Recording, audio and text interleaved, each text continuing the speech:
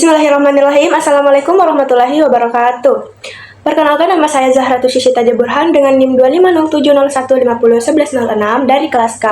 Nah, pada kesempatan kali ini saya akan mempresentasikan hasil artikel yang sudah saya buat bersama teman kelompok saya. Namun, di sini saya akan presentasi sendiri karena tugas mata kuliah ini menganjurkan kami untuk presentasi secara individu. Nah, saya membuat video ini untuk memenuhi tugas UAS mata kuliah Teknik Penulisan Karya Ilmiah. Nah, untuk mengefektifkan waktu, langsung saja saya akan masuk pada inti pembahasan yang akan saya bahas, yaitu mengenai studi literatur mengenai empati buatan AI terhadap perasaan didengar dan divalidasi pengguna. Nah, baik.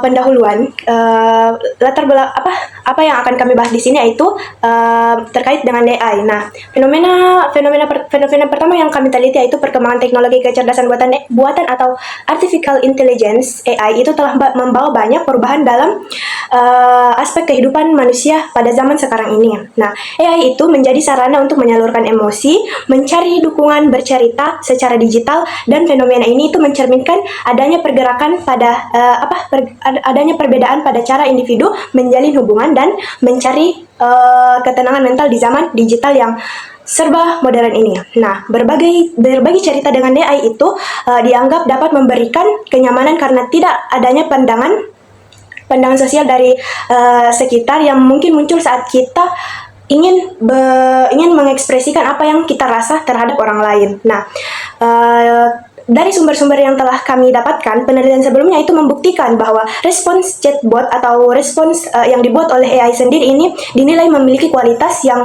dapat lebih tinggi dibandingkan dengan ketika kita bercerita dengan orang lain. Nah, teman-teman sendiri tahu apa itu yang dimaksud dengan AI. Nah, Artificial Intelligence atau AI ini adalah cabang ilmu komputer yang mengembangkan sistem untuk melaksanakan tugas meniru kecerdasan manusia. Nah, dia ini meniru kecerdasan manusia seperti pengenalan suara, pengambilan keputusan, dan juga pemahaman bahasa lain. Nah, karakteristik utama dari yang saya bahas ini terkait dengan empati buatan yang dihasilkan oleh AI yaitu meliputi kapasitas untuk memberikan respons yang sesuai dengan apa yang para pengguna itu rasakan. Jadi para pengguna di sini itu akan merasa seperti didengar dan divalidasi ketika dia mulai menceritakan atau curhat terhadap di sini bahasa curhat itu seperti kayak mengungkapkan apa yang dia rasakan ke AI. Nah, mereka itu merasa seperti didengar dan divalidasi dibandingkan dengan ketika mereka berbicara dengan sesama manusia. Nah,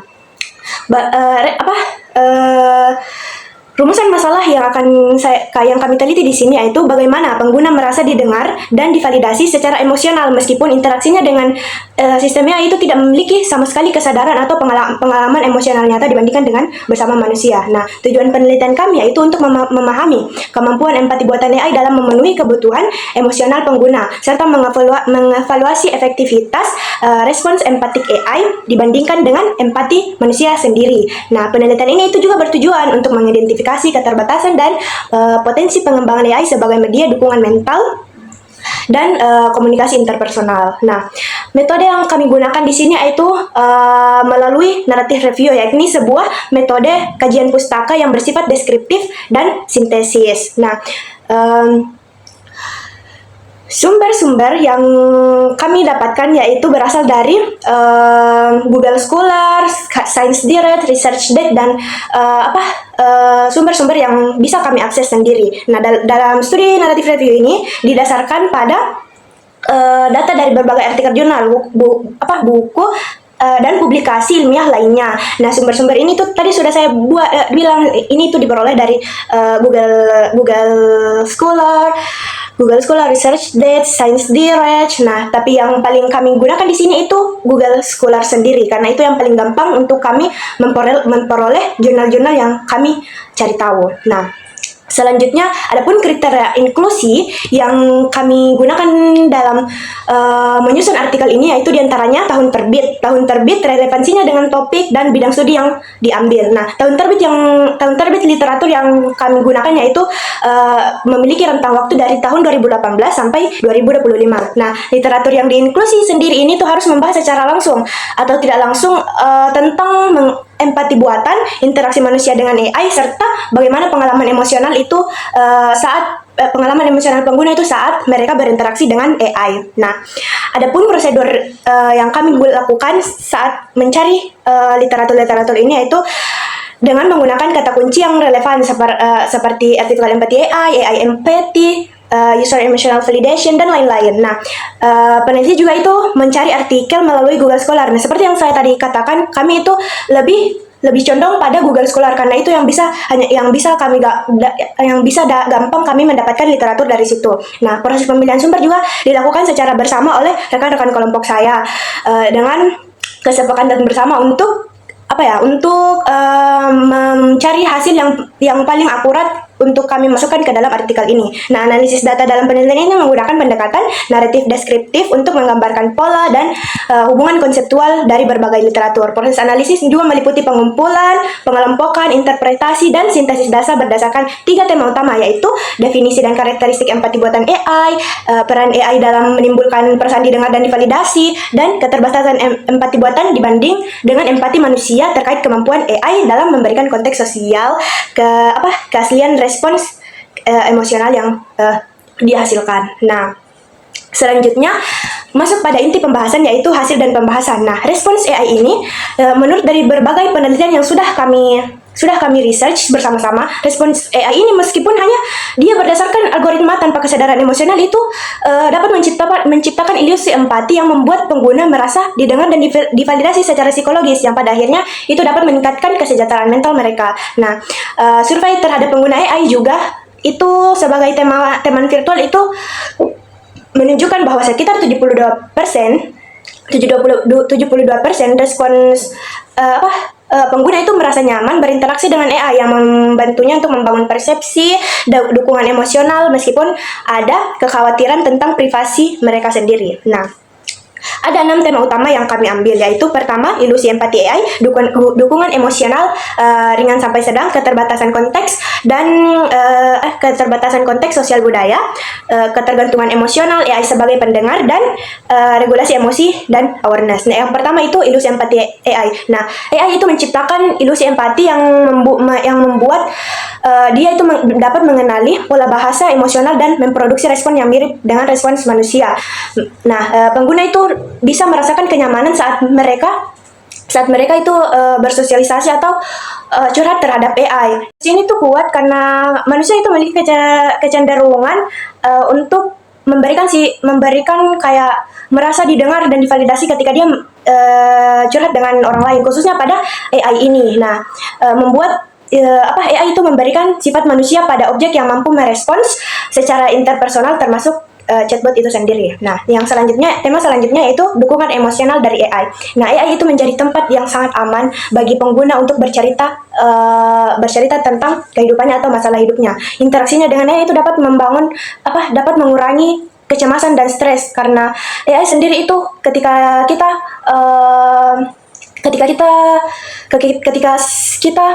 curhat terhadap AI itu dapat mampu menanggapinya sesuai dengan apa yang kita rasakan. Jadi AI itu memvalidasi apa yang kita rasakan. Nah, ketersediaannya selama 24/7 itu membuat pengguna itu merasa didengar kapanpun dan dimanapun dia ingin bercerita. Nah, tema selanjutnya itu keterbatasan AI dalam konteks budaya dan sosial. Nah, di sini walaupun AI itu sudah dapat memberikan perasaan didengar dan divalidasi, walaupun dia itu tidak nyata, namun AI itu terbatas dalam konteks budaya dan sosial. AI itu tidak memiliki pengalaman hidup.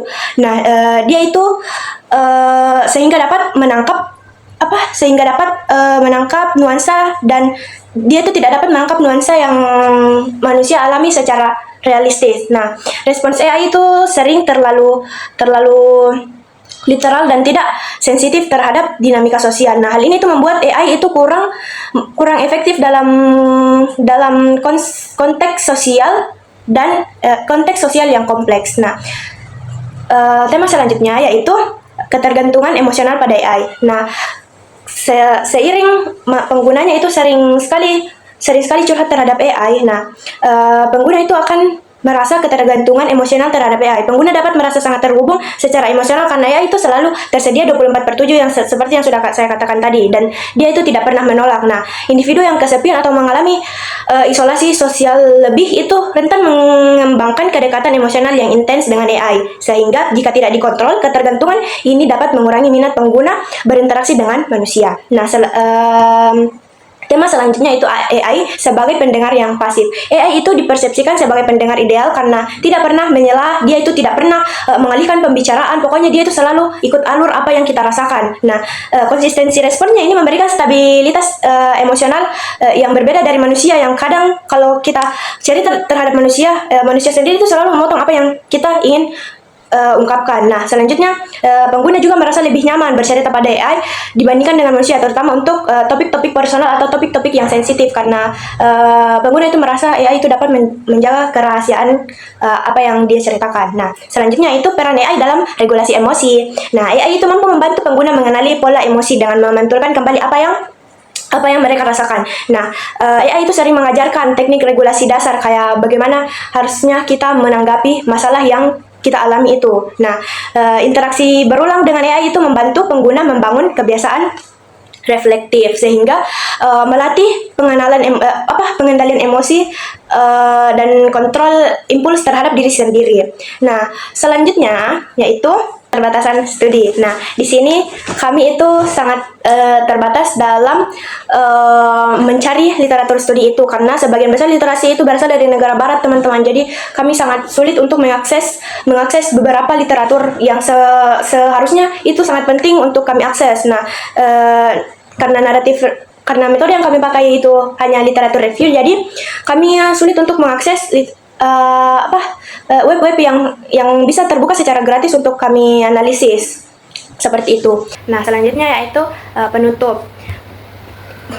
Nah, di sini AI itu menawarkan peluang besar bagi dukungan emosional, tetapi tetap memerlukan kesadaran pengguna mengenai batasan dan risikonya. Nah, interaksi manusia terhadap AI itu memiliki nilai emosional yang tidak dapat ditiru oleh AI. Nah, walaupun AI itu dapat memberikan kita rasa didengar dan divalidasi, tapi itu tidak akan pernah mengalahkan apa yang manusia nyata sendiri itu keluarkan. Begitu teman-teman. Nah, cukup sampai di sini saja presentasi yang saya tampilkan. Bila ada salah dan kurangnya mohon dimaafkan. Wassalamualaikum warahmatullahi wabarakatuh.